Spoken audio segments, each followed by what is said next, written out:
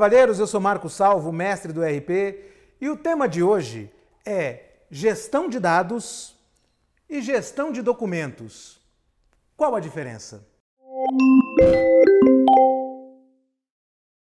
Damas e cavalheiros, eu sou Marco Salvo, mestre do ERP, e vou falar de um assunto que cada vez mais tem se tornado relevante e cada vez mais tem sido discutido. Por um lado, a gestão de dados e, por outro, a gestão de documentos. Quais são os pontos de contato e quais são as diferenças entre esses dois conceitos? A gestão de dados, nós já tratamos muito aqui, diz respeito ao fato de que um volume cada vez maior de dados é gerado na internet, o sistema tem que dar conta disso, tem que fazer ciência de dados em cima disso, tem de fazer uma série de prospecções de negócio, inteligência artificial, muita coisa está envolvida na gestão de dados e a gente já falou largamente sobre isso em vários vídeos, vou até deixar alguns links a respeito disso aqui. A gestão de documentos, por outro lado, é um pouco diferente no sentido de que, muitas vezes, os documentos contêm dados, que certamente fazem parte da análise de dados, mas possuem um formato que pode ser de natureza legal e possui a característica de,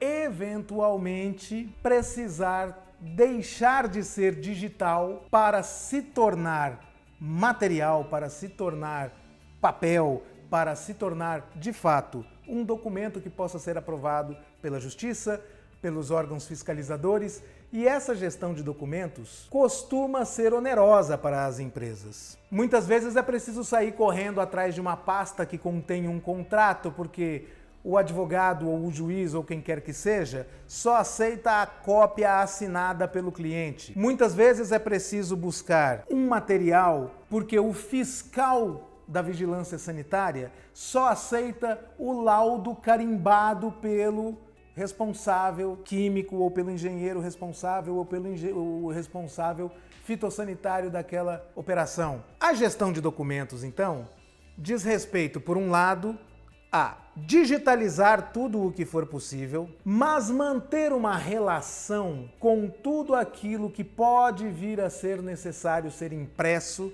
ou que pode vir a ser necessário ser apresentado juridicamente como prova e como rastreabilidade de uma operação. Então vamos imaginar, por exemplo, uma situação de laudos de qualidade que tem que ser assinados por um farmacêutico, ou por um engenheiro, ou por um especialista, ou por um fiscal, ou por uma empresa, e por motivos de exigência da legislação, esse documento tem que estar disponível fisicamente. É oneroso para as empresas manter esse tipo de arquivo. O mais comum é que isso gere um volume enorme de papel. E no dia a dia, a empresa não precisa disso. Não precisa do papel, precisa da informação que está lá.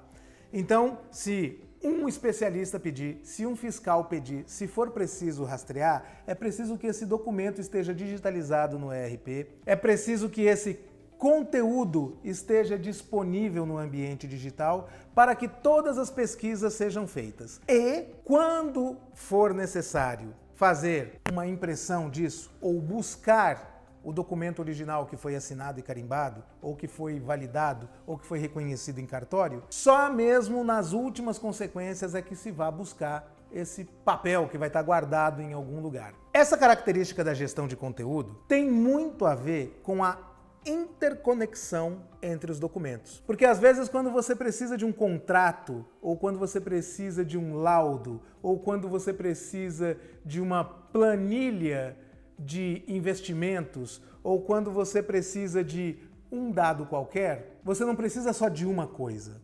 Você precisa de várias coisas que estão guardadas em vários lugares e que dizem respeito a vários processos. Às vezes, quando você vai buscar, por exemplo, informação a respeito de uma manutenção preventiva, isso diz respeito a um determinado contrato, a um determinado cliente, a uma determinada data, a uma determinada circunstância, e isso tudo precisa estar ligado. Isso tem que estar ligado por aquilo que, na gestão de documentos, na gestão de conteúdo, se chama tag ou etiqueta. Então, quando você guarda lá um determinado conteúdo, é preciso que o software faça a conexão daquilo com os vários outros documentos que também fazem parte daquele documento. Então, você tem que ter uma estrutura de taxonomia para você classificar os documentos de tal forma que quando você vá ao software de gestão de conteúdo, que é chamado de ECM, né?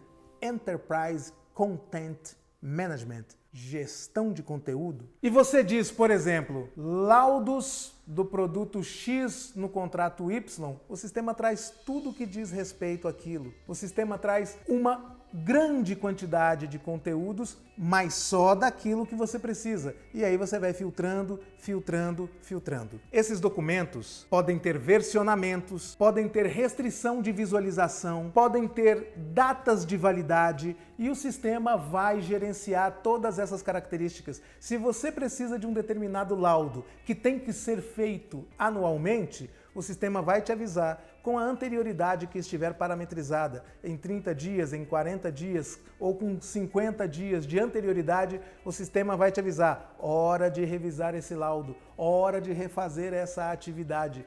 E o sistema vai ter tudo lá digitalmente que você precisa. Vai ter realmente o documento digitalizado, os dados digitalizados, estruturados de modo tal que você possa fazer a gestão do conteúdo da maneira como a legislação exige ou da maneira como o compliance da empresa exige. E é por esse aspecto que o ECM, a gestão de conteúdo, ou o GED, a gestão eletrônica de documentos, é diferente da gestão de dados.